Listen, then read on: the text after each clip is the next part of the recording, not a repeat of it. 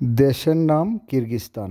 এটি এমন একটি দেশ, এখানে টয়লেট পাবেন, মাগার টয়লেট করার পরে বা প্রস্রাব করার পরে পানি লওয়ার কোনো ব্যবস্থা নাই। এখানে ব্যবস্থা একমাত্র হচ্ছে টিস্যু। এই টিস্যু দিয়ে বা এই পুটকি পরিষ্কার করতে হয়, প্রস্রাব কইরা মানে কুলুবের কাজ করতে হয়। এটার নাম হচ্ছে কিরগিজস্তান।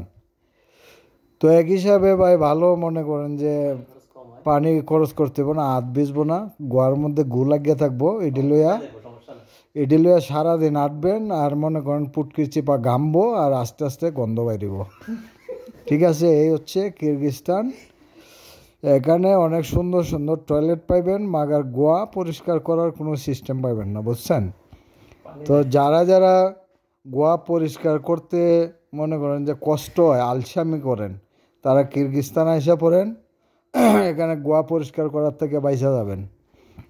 ঠিক আছে, আর মনে করেন যাদের পাতলা পায়খানা, মনে করেন যে গোয়ার থেকে বায়া বায়া হাঁটু পর্যন্ত গু পরব, মাঘাট পরিষ্কার করেন যাব না। ঠিক আছে, এই টিস্যু মিশু দিয়ে মুচ্চাইতে হইব।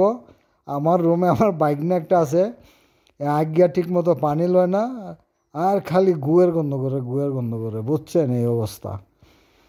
তো ভাই যারা কিরগিজস্তানে আসবেন, তো আর কি বলবো, চাক।